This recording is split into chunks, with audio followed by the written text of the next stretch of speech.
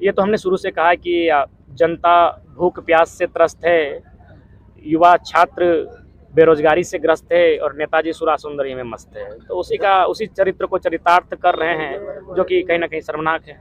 और ये कितना मजेदार तथ्य है कि जो बन्ना गुप्ता है वो उनका भी संबंध बाहर से, निशिकांत दुबे जिन्होंने इस चीज़ की सबको जानकारी दी, उनका भी संबंध बाहर से। तो कहीं ना कहीं बाहर के लोग इस राज्य को हर तरह से डरनी चाहिए। और मुझे लगता है जब नियति ने इस आंदोलन को खड़ा किया है तो नियति कोई ना कोई बैकअप प्लान तो तौर पर कुछ ना कुछ चीज़ें देखने को मिल जाएंगी। आज अगर बाहर राज्यों के अभ्यर्थियों को अगर मौका मिला तो पूर्ववर्ती सरकार की देन है। इसलिए आज अगर उसी सरकार के दल के संगठन, उनके जो संगठन में नेतृत्व बनी थी सरकार, उसी दल के किसी एक लीडर का अगर इस तरह का बयान आता है तो मुझे लगता है काफ़ी दुखद बयान है, क्योंकि इससे पहले वो सरकार में रह चुके हैं। आप अपनी नाकामयाबियों को नहीं छुपा सकते हैं। और अभी जनता जान चुकी है कि केवल यहाँ फुटबॉल की तरह, चाहे भारतीय जनता पार्टी और आजसू का गठबंधन हो या फिर इधर जेएमएम कांग्रेस का गठबंधन हो, केवल फुटबॉल की तर्ज पर इन्होंने गेंद को कभी इनके पाले में एक बार दिया है, फिर वापस इन्होंने गेंद को इनके पाले में दिया है। और कुल मिलाकर इस राज्य में यही हालत देखने को मिले हैं। कुल मिलाकर झारखंड की जो भी खनिज संपदा रहे, नियोजन रहे, भाषा संस्कृति रहे, चौतरफा हमला हुआ है। अगर राजनीतिक चेतना यहाँ के लोगों में जागृति बनकर नहीं सामने आती है तो आने वाले 20-22 सालों में, चूंकि हम लोग भी एक पीएचडी के छात्र हैं, जैसा कि राज्य को देख पा रहे हैं, लगभग कुछ प्रतिशत जो लोग हैं उनकी भाषा, उनकी परंपरा, संस्कृति, नियोजन, रोजगार, खेत खलिहान कहीं ना कहीं शून्य हो जाएंगे। 60-40 का माहौल एकदम गर्म है। छात्रों को पीटा भी गया, आप लोग फ्री किए थे। सोशल मीडिया पे तमाम तरीके की तस्वीरें हैं वो वायरल हो रही है। विपक्ष भी वही कह रही है, लेकिन एक बेहतरीन रूप से आप अगर कुछ फीडबैक देना चाहेंगे, क्योंकि आप कह रहे हैं कि शिक्षा के बिना कुछ भी संभव नहीं है, तो एक शिक्षित वर्ग क्या फीडबैक दे सकता है सरकार को कि वो बेहतर रूप से अपना जो नियोजन नीति है उसको स्थापित कर सके? देखिए, चूंकि निश्चय ही एक राज्य सरकार बेहतरीन उसी को कह सकते हैं जो अपने राज्य के सभी वर्गों को सुनने की क्षमता रखती है। लोकतंत्र का मतलब ही यही होता है कि आप सबकी सुनिए। आप में अगर सुनने का सामर्थ्य है तो ही आप एक अच्छे लोकतंत्र का निर्माण कर सकते हैं। तो राज्य सरकार को चाहिए कि जो भी इंटेलेक्चुअल टीम है, एक छात्रों की टीम है, विभिन्न संगठनों से मिला जाए, उनसे बातचीत किया जाए कि आखिर इस नीति का निराकरण मैंने अच्छे ढंग से कैसे लागू किया जा सके, ताकि यहाँ के जो राज्य के अभ्यर्थी उन्हें नुकसान ना हो। और मैंने तो स्पष्ट कहा, मैंने भी दलील दिया है कि जिस प्रकार अन्य राज्यों में चूंकि झारखंड में एक भाषा नहीं है तो आप जिला वाइज भाषा को ऐड कर सकते हैं। और जो हमारी संस्कृति है, जो हमारे झारखंड के लगभग जितने भी सवाल जवाब बने, आधे से ज़्यादा सवाल जवाब यहाँ की क्षेत्रीय भाषाओं में बने, यहाँ की क्षेत्रीयता को लेकर बने। इससे क्या होगा कि अन्य राज्यों के अभ्यर्थियों को आने का अवसर कम मिलेगा। क्योंकि वो ओबीसी आरक्षण का जो विधेयक है उसको राज्यपाल ने लौटा दिया, उसके बाद से क्या, चूंकि कई तरह की प्रतिक्रियाएं हैं, टाइगर जयराम का क्या प्रतिक्रिया है? देखिए, मेरा मानना है कि झारखंड मुक्ति मोर्चा और भारतीय जनता पार्टी दोनों ही ओबीसी की विरोधी रही है। इसका कारण यह है कि आप भी देख सकते हैं, माननीय, जैसा कि सूचना मिली है कि माननीय प्रधानमंत्री का जो भी देखरेख का जिम्मा होता है, उनके जो सेक्रेटरीट होते हैं उसमें जितने भी सेक्रेटरीट हैं ओबीसी वर्ग से सुनने हैं, भले स्वयं को ओबीसी होने का दावा कहें। तो इसका मतलब है कि वह एक बहुत बड़ी आबादी, जिसकी आबादी लगभग माना जाता है अनुमानित 50 से 54% है, उसके साथ बहुत ही नाइंसाफी हो रही है। उसके बाद झारखंड सरकार की जैसे ही बात करते हैं तो 7 जिलों में 6 जिलों में उनको शून्य कर दिया गया है। तो इससे क्या साफ झलकता है कि ये एक संदेश दे रही है, जिस प्रकार मुखिया चुनाव में नहीं होता है कि भाई उस टोला से हमको वोट नहीं मिला है, हमको वहाँ कोई काम नहीं करना है। अब तो इन्होंने एक माइंडसेट ये बना लिया है, और ये अपने भाषणों में भी कहते हैं, जो कि दुर्भाग्य का विषय है। आपको वोट किसने दिया है नहीं दिया वो मायने नहीं, अब आप पूरे राज्य के मुखिया बन चुके हैं। यानी आपको सभी समुदाय के हितों की, हितार्थ की रक्षा करनी चाहिए, और सबको अवसर ऐसा मिलना चाहिए कि किसी के साथ ये ना लगे कि उनके साथ नाइंसाफी हुई है। तो मेरा मानना है कि ओबीसी का जो मुद्दा है एक बहुत ही महत्वपूर्ण मुद्दा है, क्योंकि एक राज्य की नहीं, देश की एक रीढ़ है। प्रत्येक दूसरा व्यक्ति यहाँ ओबीसी है। अगर इस तरह नजरअंदाज किया जाएगा, अधिकारों से बेदखल किया जाएगा, तो मेरे हिसाब से कहीं ना कहीं उनके संवैधानिक अधिकारों को छीनने जैसा है। टाइगर जयराम महतो 72 घंटा का महा आंदोलन हुआ, उसमें 7 दिन का अल्टीमेटम दिया गया, आज पूरा हो गया था। आगे की रणनीति क्या होगा? आगे की रणनीति हम लोग फिर से पूरे राज्य से हम लोग राय मशवरा मांगे हैं।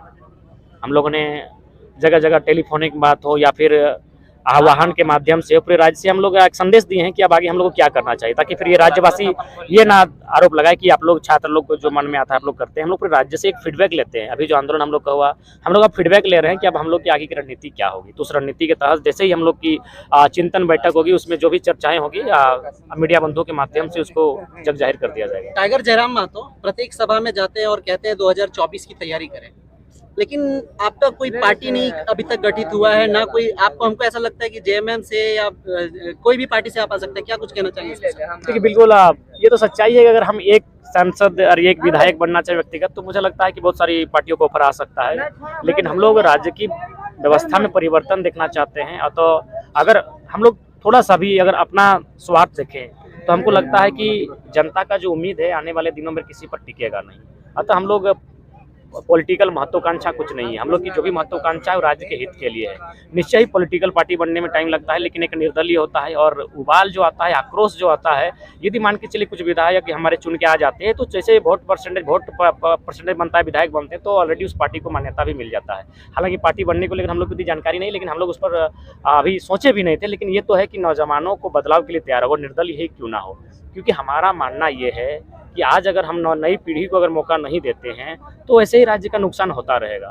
और अगर राज्य का नुकसान होता रहेगा, तो फिर इस राज्य को एक दिन लूटने से कोई नहीं बचा सकता। इसलिए 2024 की तैयारी करनी चाहिए। और मुझे लगता है जब नियति ने इस आंदोलन को खड़ा किया है, तो नियति कोई ना कोई बैकअप प्लान तो तौर पर कुछ ना कुछ चीज़ें देखने को मिल जाएंगी। दादा, रोड में जिस तरह से छात्र लाठी खा रहे हैं और यहाँ के विधायक मंत्री भोग विलास में व्यतीत कर रहे हैं, क्या कहेंगे आप? ये तो हमने शुरू से कहा कि जनता भूख प्यास से त्रस्त है, युवा छात्र बेरोजगारी से ग्रस्त है और नेताजी सुरा सुंदरी में मस्त है। तो उसी चरित्र को चरितार्थ कर रहे हैं, जो कि कहीं ना कहीं शर्मनाक है। विधानसभा भी घेरा हो चुका और सीएम आवास भी घेरा हो चुका, अब अगला स्टेप क्या लेके जा रहा है? अब हम लोग चूंकि इसमें बार बार देख रहे हैं भारतीय जनता पार्टी का भी रोल रहा है। अभी तक जो आंदोलन रहा है, राज्य सरकार को हमने घेरने का प्रयास किया है, लेकिन राज्यपाल जो होता है वो राज्य केंद्र के अधीन होते हैं और राजभवन से हमारी विधेयक को लगातार वापस किया जा रहा है। तथा हम लोग के जो एजेंडा रहेगा उसमें राज्य सरकार और केंद्र सरकार दोनों ही रहेंगे। यानी कुल मिलाकर कहा जाए तो सांसद और विधायक अब दोनों टारगेट किया जाएंगे। उसी के तहत अब अगली नई रणनीति बनेगी और उसी रणनीति के तहत पूरे राज्य में आगे का आंदोलन किया जाएगा। हर आयोजन में बन्ना गुप्ता को कोसते हैं, अभी वीडियो वायरल हो, उसके क्या कहेंगे? देखिए, हमने तो शुरू से कहा है कि इस राज्य में जो भी अन्य राज्यों के लोग आए हैं, इस राज्य को भोग विलास के उद्देश्य से आए हैं, खाना पीना लूटना। तो ये तो हम शुरू से बोले, इनकी नैतिकता हमेशा रही है। झारखंड के लोग हमेशा जैसे भी रहे, भोले भाले सरल लोग रहे हैं। वे लोग गलत नहीं कर सकते हैं, गलत चीज़ों का साथ नहीं दे सकते हैं। और ये कितना मज़ेदार तथ्य है कि जो बन्ना गुप्ता है वो, उनका भी संबंध बाहर से, निशिकांत दुबे जिन्होंने इस चीज़ की सबको जानकारी दी, उनका भी संबंध बाहर से।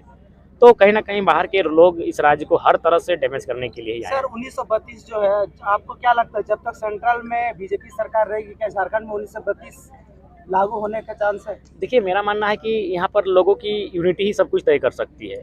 बाकी जो राज्य है वहाँ भी मैंने राज्य में बीजेपी सरकार नहीं है, फिर भी मोहर लग जाता है। आपका हाल फिलहाल शायद छत्तीसगढ़ से कोई विधेयक बन के गया, हालांकि वो अभी कहाँ तक क्लियर हुआ है उसकी जानकारी नहीं है। लेकिन ऐसा नहीं है, लेकिन वहाँ अगर सहमति इसलिए बन जाती है कि वहाँ जो राज्य की जनता है वो कहीं ना कहीं जागरूक है, वो अपने वोट के महत्व को समझती है। लेकिन झारखंड की जनता जागरूक नहीं होने के कारण हमारे साथ। विधानसभा को आप किस रूप में देखते हैं? आप अपना किस्मत आजमाना चाहेंगे? देखिए, हम लोग अवसरवादी नहीं हैं। अवसर देखकर मैंने मौका प्रस्त लोग नहीं है कि मौका देखकर हम लोग आए। हम लोग जब भी आएंगे शुद्ध रूप से आएंगे, फ्रेश होकर आएंगे, मूड बना के आएंगे। 24 का समर्थन डुमरी में कोई विशेष पार्टी को लेकर के रहेगा या फिर कुछ? देखिए, मेरा मानना है कि डुमरी की जनता ही तय करेगी। हम लोग उस दौर में जब डुमरी का जिस समय उपचुनाव होगा, हम लोग बाकी राज्यों में भी बहुत सारा आंदोलन करना है, जहाँ राज्य तक हम लोग अपनी विचारधारा को लेकर जाना है। तो डुमरी की जनता ही तय करेगी कि उन्हें क्या करना है। दादा, अंतिम सवाल है, जहाँ पर आप हैं, क्योंकि बार बार प्रदेश महतो का जिक्र हो रहा है, क्योंकि उन्होंने कहा कि मेरा स्टेशन के रूप में गांडे जाना जाएगा। संथाल परगना अगर उनको जाना हो तो उनका जाएंगे, तो उनका स्टेशन एक तरीके से उन्होंने कहा कि मेरा गांडे रहेगा। तो क्या जयराम महतो का ये कार्यक्रम जो है गांडे को लेकर के आने वाले 24 में कोई निशाना है? देखिए, मैंने स्पष्ट कहा है कि हम लोग का उद्देश्य पूरे राज्य में जो एक आइडियोलॉजी सामने आई है, व्यवस्था परिवर्तन, या फिर जो लोगों को हम लोग बारीकी से छोटी छोटी महीन चीज़ों को समझा रहे हैं, नीतियों को लेकर, खासकर नीति किस प्रकार कोल नीति बाकी राज्यों में है, एनसीएल एमसीएल काम कर रही है और हमारे राज्य में गलत नीतियों के साथ काम करती है। बाकी राज्यों में किस प्रकार की पॉलिसियां हैं, हमारे राज्यों में 60-40 किस प्रकार पॉलिसी है। तो इन नीतियों को लेकर, यानी इस विचारधारा को लेकर हम लोग पूरे राज्य में जाने का कार्य कर रहे हैं। उसी क्रम में गांडे अछूता था, तो गांडे के साथ ही हम अंत तक पहुंचे। हमने कहा ठीक है, निश्चय हम लोग गांडे क्षेत्र में भी आएंगे। तो उसी क्रम में हमारा यहाँ आना हुआ, और जब यहाँ आना हुआ तो हमें जानकारी मिली किसी दल के लोगों का भी कार्यक्रम है। तो थोड़ा सा हम लोग को भी लगा कि जब हम लोग का 2-3 महीना पहले से कार्यक्रम शेड्यूल है, तो कहीं ना कहीं उन्हें अन्य समय तलाशना चाहिए। चलिए जयराम कहते हैं कि झुमरा पहाड़ में हम सरकार बनाएंगे, तो क्या राजनीतिक के रूप में कितना जल्दी, मतलब पार्टी के रूप में इसको? देखिए, झुमरा पहाड़ का तात्पर्य है विद्रोह से। जब हम पहाड़ की बात करते हैं, पहाड़ एक गीत था कि पहाड़ शोर की जंगल शोर क्यों करता है, इस तरह की कविता किसी विद्रोही ने लिखी थी। तो जब हम पहाड़ और जंगलों की बात करते हैं इसका मतलब हम विद्रोह की बात करते हैं, और विद्रोह की बात करते हैं इसका मतलब हम कहते हैं कि जब लास्ट में कुछ नहीं बचता है इंसान के पास कि मरता क्या नहीं करता। ऐसे भी देखिए कोयलांचल की क्या स्थिति है, भूख, बीमारी, बेरोजगारी, गुंडई, रंगदारी, माफियागिरी से भर चुका है। लाशों से सजा नजर आता है, प्रत्येक 2 महीने 3 महीने में हत्याएं, चोरी छिनतई जैसी घटनाएं घटती हैं। तो जब हम ऐसे ही मारे जा रहे हैं, जमीन हमारा, जंगल हमारा, साधन हमारा, संसाधन हमारा, कभी सशरीर मारे जा रहे हैं, कभी नीति बनाकर मारा जा रहा है, नियोजन छीना जा रहा है, तो इसीलिए हम बार बार कहते हैं कि एक बार संविधान से लड़ा जाए। जो भी पॉलिसी का मतलब है राज्य सरकार से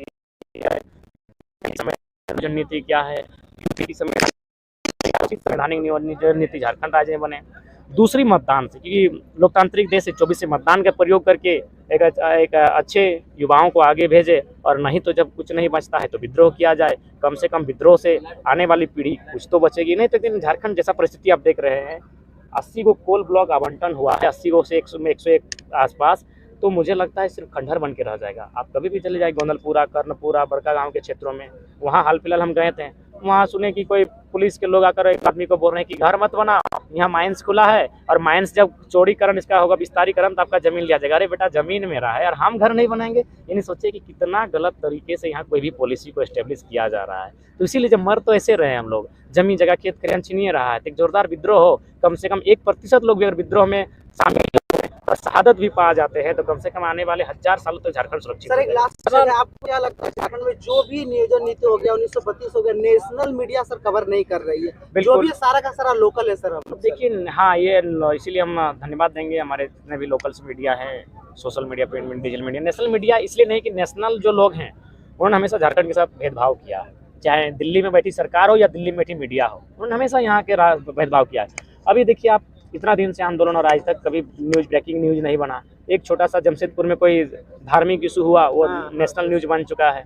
तो इसका मतलब है कि जो झारखंड के जनमानस का जो राइट है वो कहीं नहीं चाहती कि नेशनल मीडिया भी दिखाया जाए, क्योंकि जो नेशनल मीडिया है आखिर किसी न किसी रूप में उनको भी कहीं ना कहीं से जो पॉलिटिकल लोग हैं उनका संबंध है, और ये तो सच्चाई है। आप देख सकते हैं अभी सत्यपाल जो उनका स्टेटमेंट नजर नहीं आ रहा है, जो महाराष्ट्र में गृह मंत्री की सभा हुई, लू में बहुत लोग मारे गए, वो न्यूज में नहीं दिख रहा है। तो न्यूज का स्पष्ट संदेश है कि वो सत्ता के अधीन है, और जो लोग सत्ता में वो कभी नहीं चाहेंगे कि झारखंड के चीज़ों को लोगों तक बताया जाए। इसीलिए हम लोग चाहेंगे कि काश अगर झारखंड की चीज़ों को बताया जाता, तो हमको लगता है KGF एक है, यहाँ हमको लगता है कम से कम सैकड़ों KGF जैसा मूवी बनता है, इतना अन्याय झारखंड में हुआ है। तो चूंकि नेशनल चीज न्यूज नहीं बन पा रहा है, ये बहुत बढ़िया सवाल था। तो नेशनल न्यूज इसीलिए नहीं बन पा रहा है कि जो भी लोग सत्ता में, वे लोग नहीं चाहेंगे कि यहाँ के लोग की दुख और दर्द को पूरा दुनिया, पूरा देश जाने। दादा, सरकार एक कैलेंडर जारी कर दिया महाआंदोलन के डर से, कैलेंडर के बारे में बताइए। देखिए हम झारखंड की जो नियोजन नीतियां हैं आप देख ही सकते हैं किस प्रकार वो हमेशा उसमें प्रश्न चिन्ह लगा रहता है, और मैक्सिमम जो है सब सफल हो नहीं पाती है। तो दादा एक अंतिम सवाल है, आप हर एक जगह अलग अलग जगह सभा किए होंगे, कहीं ना कहीं गिरिडीह के लोग जो है, जनता है, वो इसमें मतलब कम संलिप्त हुए लगते हैं, क्या कुछ संदेश देना चाहेंगे गिरिडीह के लोगों को? देखिए मेरा मानना है कि जो गिरिडीह क्षेत्र है वो ग्रामीण क्षेत्र है। अगर थोड़ा सा गिरिडीह के कुछ टाउन्स की बात छोड़ दिया जाए, जहाँ कुछ कंपनी फैक्ट्री वगैरह है, जैसे आयरन कंपनियां हैं और कुछ है, 2 दर्जन 3 दर्जन के आसपास साथी बोल रहे हैं, तो बाकी ये ग्रामीण क्षेत्र है। और जैसा कि सबसे ज़्यादा पंचायत भी हमारे गिरिडीह में ही है। गिरिडीह का मतलब ही गिरी और डी, गिरी माने पहाड़ होता है। तो पहाड़ी क्षेत्र में रहने के कारण यहाँ के लोगों को भी विस्थापन का दर्द का आभास नहीं हुआ है। यहाँ के लोगों को जिस प्रकार धनबाद बोकारो में कोयलांचल ने दर्द को झेला है, विस्थापन के दर्द को झेला है, माने नदी प्रदूषण के, जलवायु के दर्द को झेला है, बीमारियों का सामना किया है, बेरोजगारी का सामना किया, अपने घर से भगाए जाने का दर्द को सामना किया है, फिलहाल गिरिडीह ने नहीं किया है। तो इसीलिए हम पहले ही धनबाद से आकर गिरिडीह को पहले ही हम सचेत कर दे रहे हैं कि जो दर्द धनबाद ने सामना किया है आपको भी कभी भी करना पड़ सकता है, इसीलिए इस मूवमेंट में आए। ये बात आपका सच्चा है कि भाई गिरिडीह एक सुदूर ग्रामीण क्षेत्र है, अगर टाउन को छोड़ दिया जाए तो इसलिए स्वाभाविक सी बात है आंदोलन के लिए तेजी वहीं आती है जहाँ के लोगों ने दर्द को झेला है। तो इसीलिए हम चाहेंगे कि गिरिडीह के लोग भूल ना करें कि वो दर्द आपको मिले, किसी दूसरे के दर्द को देखकर आप संभल जाए। चलिए बहुत बहुत धन्यवाद।